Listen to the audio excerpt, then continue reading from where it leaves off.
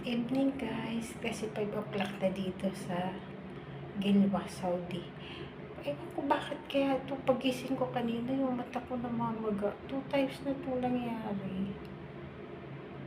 Hindi ko alam kung bakit. Matanda na talaga si Inday. Dami na nagtutubuan. Tubo na maraming uban. Tumanda na sa abroad, ay bagpamor. Kaya talaga ako buhay ng isang OFW. Nagsisikap para sa tagumpay. Pagkatapos ang anak, pag-save naman para sa negosyo at uwian na tayo sa ating bansang sinilangan, Pilipinas. God bless everyone. Thank you for watching.